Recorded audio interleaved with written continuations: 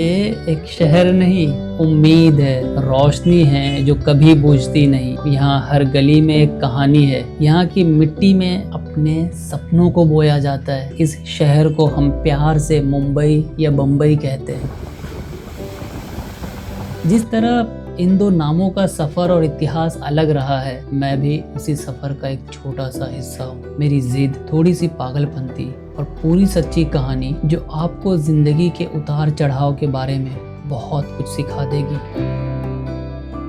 इन सबसे पहले मैं आपका दिल से शुक्रिया अदा करता हूँ। आप जो कोई भी हो, जहाँ कहीं से भी मेरा ये वीडियो देख रहे हो, ये एक एंटरटेनमेंट वीडियो नहीं है, ये मेरी ज़िंदगी का सफ़र है। इस वीडियो को और इस YouTube चैनल को मैं मेरे किसी भी अपनों के साथ शेयर नहीं किया हूँ। मैं चाहता हूँ मैं मेरी ज़िंदगी से जितना सीखा हूँ और अभी एक नई दुनिया में सीख रहा हूँ जिसे हम बॉलीवुड कहते हैं, ये सब मैं उनसे शेयर करूँ जो मुझे पर्सनली जानते ही ना हो, जिनसे कुछ भी शेयर करना मेरे लिए डिफ़िकल्टी ना हो, ना उनसे मुझे शर्म आए ना डर लगे। जो दिल में है, जो मैं फेस कर रहा हूँ, जो मैं सीख रहा हूँ, डायरेक्टली और ओपनली शुरू करता हूँ मेरी खुद की अपनी सच्ची कहानी। मैं 1999 में मुंबई बांद्रा में पैदा हुआ।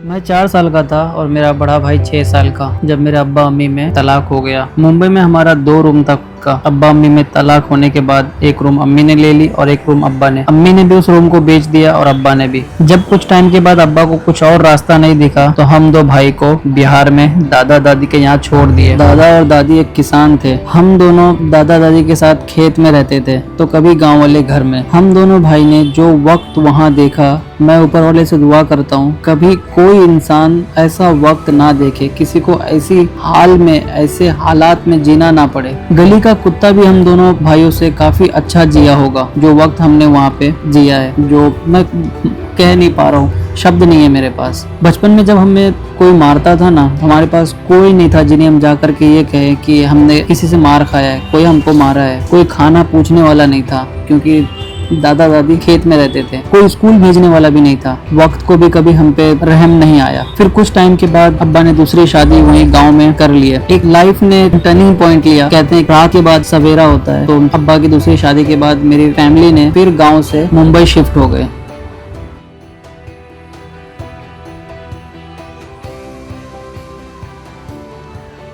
जब मेरा उम्र 11 साल का था, बिहार से मुंबई आते ही अब्बा ने हम दोनों भाई को मदरसा में डाल दिए। मदरसे में 2 इयर्स स्टडी करने के बाद रियलाइज हुआ कि यहाँ सिर्फ वन साइड का ही नॉलेज मिल रहा है और मौलाना के बच्चे खुद स्कूल जाते थे और अगर वक्त मिले तो मदरसा आते थे। तो मैंने अब्बा से मदरसा छोड़ने के बारे में बात किया। अब्बा ने सुनते ही मुझ पे पहले बहुत गुस्सा किए। तो फिर मैंने उनको समझाया कि अब्बा, मैं यहाँ मदरसे में 2 साल पढ़ चुका हूँ और मैं समझ चुका हूँ कि इस्लाम क्या है, क्या सिखाता है। मैं इन सब चीजों को समझ चुका हूँ। अब मुझे वन साइड की नॉलेज हो चुकी है, अब मुझे दूसरे साइड की नॉलेज, अब दुनिया की नॉलेज मुझे सीखना है, दुनिया में मुझे आगे बढ़ना है, ये नॉलेज मुझे सीखना है। तो अब्बा, मैं मदरसा तो नहीं पढ़ूंगा। अब्बा, मेरा स्कूल में एडमिशन करा दें, मैं स्कूल भी पढ़ूंगा और अगर आप बोलें तो मैं अरबी भी पढ़ूंगा। तो अब्बा ने जो बोला उस वक्त वो मुझे अच्छे से याद है। अब्बा ने बोला, बेटा मैं एक मजदूर हूँ, मैं सुबह काम करने जाता हूँ और शाम में आता हूँ तो हम घर में खाना खाते हैं। मेरे पास इतना नहीं है कि मैं तुम लोगों को स्कूल भी पढ़ाऊँ और फिर तुम्हारा खर्चा भी उठाऊँ। उस वक्त तक मुझे एक भाई बहन और हो गए थे,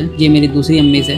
फैमिली हमारी अच्छी थी, हम सब हैप्पी थे, मगर यही था कि सिर्फ कमाने वाला एक ही जन था और वो थे मेरे अब्बा। तो मैंने अब्बा से बोला कि अब्बा कोई बात नहीं, मैं 14 साल का हो गया हूँ, बड़ा भाई 16 साल का हो गया है। अगर मुझे पढ़ना है तो मैं खुद कमाऊंगा और मैं पढ़ूंगा भी और मैं आपका साथ भी दूंगा।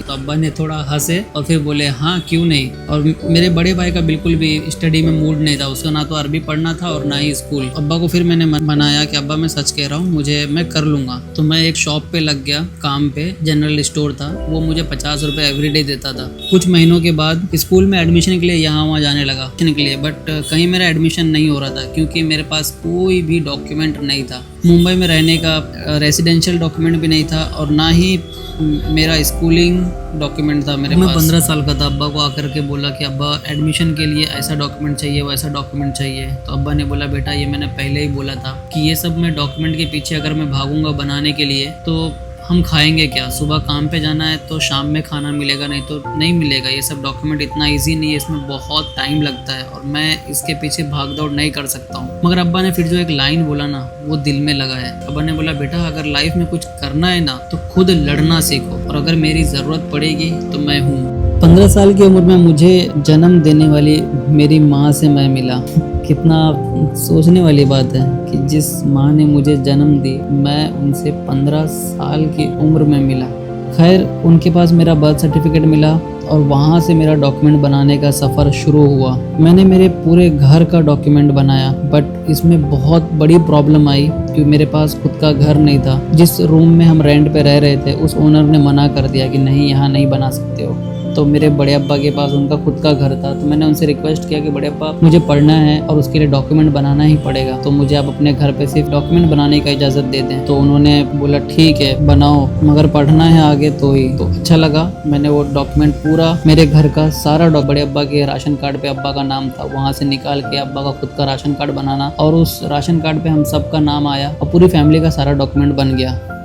फिर मैं मेरे फादर के साथ बिहार गया, जहाँ के स्कूल में मैं 7th स्टैंडर्ड तक स्टडी किया था। प्रिंसिपल सर के ऑफिस में गए, प्रिंसिपल सर ने हमें देखते ही बोला कि नहीं, मैं एलसी नहीं दूंगा, आप लोग एलसी लेके जाते हो फिर पता नहीं उसका क्या करते हो, एलसी मैं तो दूंगा ही नहीं लेके जाने के लिए। तो मेरे फादर ने उनसे रिक्वेस्ट किया और बोले कि मैं मेरे फैमिली के साथ शिफ्ट हो गया हूँ मुंबई, इसलिए मुझे एलसी चाहिए, बच्चों को आगे पढ़ना है। तो प्रिंसिपल सर फिर भी ना कर रहे थे, तो फादर ने रिक्वेस्ट किया और प्रिंसिपल सर अग्री हो गए। बट फिर एक बड़ा प्रॉब्लम आया, क्योंकि मेरा बर्थ सर्टिफिकेट मेरे फर्स्ट अम्मी के पास, तो अब्बा ने एडमिशन कराने के टाइम पे मेरे डेट ऑफ बर्थ में और स्पेलिंग मिस्टेक कर दिया था नाम में। तो यही प्रॉब्लम हो रहा था एलसी देने में। तो सर बोल रहे थे अब तो मैं नहीं दूंगा एलसी। फिर अब्बा ने कोर्ट से एफिडेविट बनाए और थोड़ा सा पुलिस स्टेशन का भी चक्कर हुआ, फाइनली एलसी तो मिल गया। अब वो एलसी लेकर के मैं मेरे फादर के साथ मुंबई आ गया और मैं अकेले एडमिशन के लिए गया। तो यहाँ पे भी एक बड़ा प्रॉब्लम आया, वो बोले कि नहीं, आपके एलसी पे स्टेट चेंज का स्टैंप और सिग्नेचर नहीं है। तो मेरे फादर ने बोले कि आपने देख लिया, ये प्रॉब्लम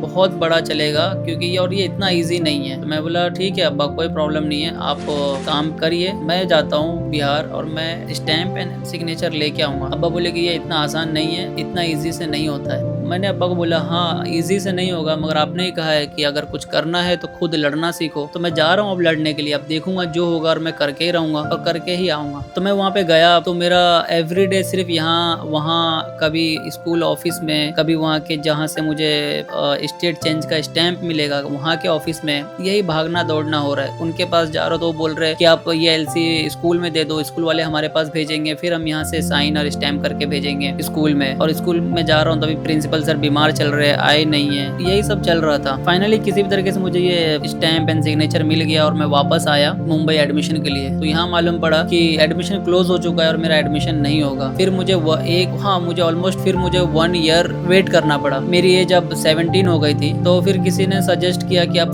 17 की एज में आप स्कूल में एडमिशन लेंगे। और अब्बा भी बोल रहे थे कि क्योंकि मैं एक लोअर क्लास फैमिली से आता हूँ, अब्बा बोल रहे थे कि अब आप कब स्कूल पढ़ोगे, कब आपकी लाइफ में क्या करोगे, इससे बेटर है कि आप कोई स्किल सीख लो और लाइफ में आगे बढ़ो। बट मेरा जिद था कि नहीं, मैं एजुकेशन लूंगा, क्योंकि मेरी फैमिली में कोई वेल एजुकेटेड नहीं था। तो मुझे ऐसा था कि मैं एक अच्छा क्वालिफिकेशन लूंगा और ये मेरा जिद था। तो मैं बस उसके पीछे ही पढ़ा रहा। मैंने एक ट्यूशन ज्वाइन कर लिया और मैं ट्यूशन पढ़ता रहा। तो फिर मेरी एज 18 हो गई और 18 में एडमिशन लेने के लिए मुझे भी नहीं लग रहा था कि अब मैं स्कूल में एडमिशन लेने के लिए जाऊँ। जैसे पहले मुझे किसी ने सजेस्ट किया था कि आप 10th प्राइवेट दे दो, तो मुझे ऐसा लगा कि ये लास्ट ऑप्शन है, अब ये भी ट्राई कर लेता हूँ। मैं 18 साल का हो गया हूँ और इतनी मेहनत किया हूँ उस वक्त से, जब मैं 14 साल का था तब से मैंने मेहनत कर लिया, डॉक्यूमेंट्स बन गए, मगर मेरा एडमिशन नहीं हो पाया। तो मैं अब लास्ट एक ट्राई करता हूँ, अगर प्राइवेट 10th हो गया तो ठीक है, नहीं हो पाया तो कोई बात नहीं, शायद मेरे नसीब में यही होगा कि मैं कहीं काम करूँ। तो वो सजेशन सुन करके मैं चला गया प्राइवेट 10th में एडमिशन लेने के लिए। आप अगर किसी भी चीज को दिल से चाहो ना तो प्लीज उसको कभी छोड़ना नहीं। प्राइवेट 10th में एडमिशन लेने के लिए मैं वहाँ पे गया और वहाँ पे ऑल डॉक्यूमेंट्स मैंने सबमिट किया। उन्होंने बोल दिया कि आपका एक डॉक्यूमेंट नहीं है जो है डोमिसाइल। तो मैंने बोला कि मैडम डोमिसाइल मेरे पास नहीं है, मगर मैं आपको ला करके दे दूंगा। तो वो बोले ठीक है, अब ये डॉक्यूमेंट लेकर के जाओ और बाद में ला के देना। अगर मैं उस दिन वो डॉक्यूमेंट लेके आ जाता ना तो मेरा एडमिशन वहाँ पे भी नहीं हो पाता। कहते हैं कितना भी बुरा हो मगर ऊपर वाला आपके लिए एक दरवाजा हमेशा खोल के रखता है। तो उस ऑफिस में भी एक मराठी मैडम थी, मैं आज उनको दिल से शुक्रिया कहता हूँ। उन्होंने मेरा डॉक्यूमेंट्स देखा, बोला ला तेरा डॉक्यूमेंट मैं देखती हूँ। तो उन्होंने मेरा डॉक्यूमेंट्स देखा तो उन्होंने बोला अरे इसका भले से बिहार से है, अदर स्टेट से है सर्टिफिकेट, बट ये मुंबई का है, ये पैदा तो मुंबई में हुआ है। तो हम डॉक्यूमेंट्स ले लेते हैं, देखेंगे अगर हो गया तो हो गया। मैंने बोला मैडम हो जाएगा। तो बोले आप देखो कोशिश करो डोमिसाइल का, और अगर नहीं होता है तो ये डॉक्यूमेंट्स हमने सबमिट कर लिया है, हो गया तो अच्छी बात है। बोले आप जा करके फीस वगैरह पे कर दो। मैंने बोला ठीक है मैं फीस पे कर दूंगा, बता दो होगा या नहीं। तो उन्होंने फिर यही बोला कि हम कोशिश करेंगे। अब मैं पड़ गया पीछे आकर के डोमिसाइल के, मैं इससे उससे। अब वो लोग जो बनाने वाले हैं वो लोग मेरे से मांग रहे हैं कि 15 साल का लाइट बिल दो, ये सब डॉक्यूमेंट, अलग अलग डॉक्यूमेंट वो मांगने लगे। तो मैंने बोला इतना 15 साल का लाइट बिल, हम तो रेंट पे रहते हैं, हमारे पास तो कुछ भी नहीं है। मैंने एंड में काफ़ी टाइम के बाद ये सब कोशिश करने के बाद जाके मैंने बोला कि मैडम अब मेरे पास डोमिसाइल तो नहीं हो पाएगा। वहाँ पे मुझे मालूम पड़ा कि आज लास्ट डे है और आज आपको फी पे करना है, इसके बाद क्लोज हो जाएगा, डेट नहीं रहेगा फिर इस साल का। तो मैं शॉक हो गया, मैं बिल्कुल शॉक हो गया कि ऐसा कैसा हो सकता है। तो बोले हाँ आज लास्ट डेट है। और उस दिन इतनी बारिश हो गई, इतनी बारिश हो गई कि मैं बस रोने भी लगा कि आज ये लास्ट डेट है और आज फिनिश, मतलब फिर अब मुझे नेक्स्ट ईयर के लिए रुकना पड़ेगा और अब मैं रुक नहीं सकता हूँ। पूरा ट्रेन बंद, बस बंद, बैंक बंद, हर चीज बंद हो गया था, इतनी बारिश। तो मैं भी हार गया था कि अब मेरे से नहीं हो पाएगा। तो वहाँ पे एक इंसान और था, उनका नाम था आरिफ भाई। उनके पास एक लास्ट पावती बची हुई थी जो ऑफलाइन हम फी पे कर सकते थे काउंटर पे, और वो काउंटर सिर्फ 15 मिनट के लिए चालू था बस। तो उनके पास एक लेडी आई जो बुरखे में थी लेडी, वो मैं तो उनको लेडी नहीं कहूँगा, एक औरत नहीं बोलूँगा मैं मेरे लिए वो एक फरिश्ता थी जो आई। आरिफ भाई से वो पावती ली और मैं थोड़ा सा रोने ही लगा कि ये पावती मुझे दे दो, मुझे फ़ी पे करना है, अगर मैं फ़ी आज पे नहीं किया तो मेरा एडमिशन नहीं होगा, प्लीज़ मुझे ये दे दो मुझे। तो वो लेडीज़ ने मुझे देखी और आरिफ भाई को उन्होंने बोला कि ठीक है आप इनको दे दो, मेरा बेटा नेक्स्ट ईयर 10th दे देगा। तो ये जो एक माँ का सेक्रीफाइस होता है ना, जो उस माँ ने सेक्रीफाइस की अपने बेटे के लिए, मुझे लगता है कि वो फरिश्ता ही होगी। तो फिर वो मैंने फटाफट टिकट तो ले लिया हाथ में, बट फिर मुझे ऐसा लगा कि अब मेरे पास उतने पैसे नहीं है जितना मेरे से विंडो पे मांगा गया, उतना तो नहीं है। तो मेरे पास एक फ़ोन था, मैंने फटाक से आरिफ भाई को दे दिया कि आरिफ भाई ये आप मोबाइल ले लो, मुझे इतने पैसे की ज़रूरत है, प्लीज़ दे दो। वो बोले मेरे पास भी नहीं है। तो वो ऊपर बिल्डिंग में भाग के गए जहाँ पे कोई उनका स्टाफ था, कोई उनका कलीग था, उनसे उन्होंने पैसा लेके उनको मोबाइल दे करके मुझे लाके पैसा दिए। और सिर्फ 5 मिनट बचा हुआ था बस, मैंने वो पैसे विंडो पे किया, मुझे रिसिप्ट मिला और मैं वहाँ से खुश हो गया। आरिफ भाई ने बोला कि अब आपको जो करना था, जितनी मेहनत आपने कर लिया है, अब ऊपर वाले पे छोड़ दो। ये एक डेट है, इस डेट पे आकर के देख लेना दरवाजे पे, अगर आपका नाम आया हुआ है तो एडमिशन हो गया, वरना आपका नहीं हुआ है। तो ये एक उम्मीद, लास्ट उम्मीद थी। और मैं बिल्कुल थोड़ी सी खुशी, थोड़ी सी मायूसी। खुशी ये था कि एटलीस्ट फाइनली इतने सालों के बाद मेरा ऑल डॉक्यूमेंट सबमिट हो गया है, अब देखते हैं क्या होता है। फिर मैं आया वापस उस डेट पे जिस डेट पे मेरा नाम आने वाला था। अब बहुत खुश भी था और नाराज भी था कि ऊपर वाले को मालूम होगा या नहीं होगा। मेरे 1-2 फ्रेंड्स थे उस वक्त जो इस एडमिशन प्रोसेस में मेरा काफ़ी हेल्प किए हैं। ये भाई मेरा अदनान, ये पूरे प्रोसेस में मेरा साथ था और ये इसका एक ही चीज़ था उस वक्त, और वो था पॉजिटिविटी। ये हमेशा बोलता था कि एक ना एक दिन हो जाएगा। तो वो लास्ट डे हम दोनों गए थे साथ में और मैंने देखा था 17 नंबर पे मेरा नाम था, शेख आमिर अशरफ। लिस्ट में नाम देखते ही मैं ज़मीन से ऊपर कूद के हंसने लगा और इतना खुश हुआ, बहुत खुश हुआ। मैंने अब्बा को कॉल किया, अब्बा को बोला अब्बा हो गया मेरा एडमिशन। अब्बा भी उस वक्त बहुत खुश हुए। और मेरा फ्रेंड था बाजू में अदनान, इससे मैंने तो गले मिल के मैं बोला थैंक यू भाई मेरा सपोर्ट करने के लिए। आरिफ भाई थे जिन्होंने उस दिन इतना हेल्प किया था। ये सेक्टर मुझे अभी अच्छे से याद है, सेक्टर 17 वाशी में, जहाँ पे प्राइवेट फॉर्म भरा जाता है 10th के लिए। इन्होंने वहाँ पे मेरा हेल्प किया था। मैंने आरिफ भाई को दिल से थैंक यू बोला वहाँ। फिर नाइट में ऐसा था कि घर में सब खुश थे, बहुत खुशी की माहौल थी। अब्बा ने बोला कि आपका 4 साल का मेहनत कामयाब हो गया, अब अच्छे से पढ़ो, आगे देखते हैं। तो मैं काफ़ी मेहनत से पढ़ने लगा, अपना 10th का स्टडी करने लगा, क्योंकि मुझे इंग्लिश बिल्कुल भी उस वक्त समझ में नहीं आता था। तो मेरा ये फ्रेंड है कैफ, इसने मेरा बहुत हेल्प किया, बहुत ही हेल्प किया। हम लोग बांद्रा के बड़ी मस्जिद जो जामा मस्जिद है उसमें बैठ करके रात भर स्टडी करते थे।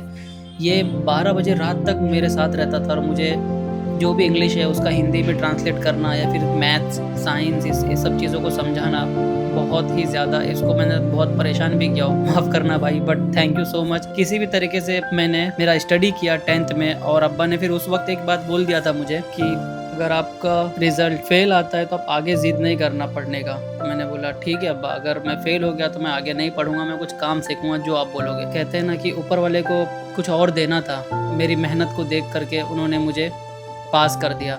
फर्स्ट अटेम्प्ट में, जबकि मैं इंग्लिश में ब्रिलियंट था भी नहीं और मेरा एडमिशन इंग्लिश मीडियम से हुआ था। तो फाइनली ऊपर वाले का शुक्र है, मैं रिजल्ट देख के बहुत खुश हुआ, बहुत खुश हुआ। भले से मार्क्स बहुत कम आया था बट मैं पास हो गया था। ये मेरे लिए बहुत बड़ी खुशी थी, ऐसा लग रहा था कि दूसरा जन्म मिल गया है, इतना खुश था मैं। फिर अब्बा को मैंने बोला, अब्बा अब आगे भी पढ़ना है, मैं पास हो गया हूँ। तो अब्बा बोले ठीक है पढ़ो और आगे अपना काम भी करो और पढ़ाई भी करो। मैंने मेरा स्टडी का सफ़र जारी रखा और इस तरीके से मैंने जूनियर कॉलेज में, अवामी कॉलेज जो बैंड्रा में ही है, 11th-12th किया कॉमर्स स्ट्रीम से। और फिर काटा रोड पे जो रिजवी कॉलेज है बैंड्रा में, वहाँ से मैंने मेरा डिग्री कंप्लीट किया। और फिर फाइनली मुझे बैंकर बनने का शौक था, बैंक में जॉब करना था। तो मैं एक छोटा सा एग्ज़ाम दिया जो प्राइवेट बैंकिंग का होता है। उससे मैं मणिपाल यूनिवर्सिटी चला गया जो बेंगलोर में है। ये मेरे लाइफ का एक फर्स्ट टूर मैं कह सकता हूँ जो मैं मेरे फैमिली से दूर गया था। जो 4 महीना वहाँ पे मैंने बिताया वो मेरे दिल के बहुत करीब है। वो जो मैंने 5-6 साल स्ट्रगल किया ना, ऐसा लग रहा था कि ये वर्थ है। बहुत खुश हुआ था मैं वहाँ पे। 4 महीने ऐसे फ्रेंड्स मिले थे। इन लोगों ने बिल्कुल भी मुझे फील नहीं होने दिया कि मैं कहीं दूर हूँ घर से या फिर ऐसा कुछ भी नहीं। बहुत इंजॉय किया हमने और काफ़ी अच्छे से वहाँ से भी मैं पढ़ के निकला और मैं बैंक में जॉब करने लगा। बैंक में जॉब करते करते फिर मुझे आगे ऐसा लगा कि और आगे कुछ करना है। तो मैंने 2.5 साल के बाद फिर मैंने एक स्टेप लिया बॉलीवुड के अंदर। मुझे ऐसा लगा कि मैं और कुछ करूँगा और अब मैं फाइनली आ गया हूँ बॉलीवुड इंडस्ट्री के अंदर आ गया हूँ ताकि मैं यहाँ कुछ करूँ। और यहाँ भी मैं वैसा ही मेहनत करूँगा, पूरी मेहनत करूँगा और ऊपर वाला यहाँ भी मेरा साथ देगा, यही उम्मीद है। और मैं उम्मीद करूँगा कि आप मेरे इस चैनल पे बने रहोगे। अब मेरा आने वाला वीडियो पूरा बॉलीवुड इंडस्ट्री से रिलेटेड रहेगा, मेरा डे टू डे लाइफ से रिलेटेड रहेगा कि मैं क्या कर रहा हूँ, कितना ग्रो कर रहा हूँ, क्या फेस कर रहा हूँ। ये सब चीज़ें मैं आपसे शेयर करूँगा। अब जहाँ से भी मेरा वीडियो देख रहे हो, आपका बहुत शुक्रिया। Thank you.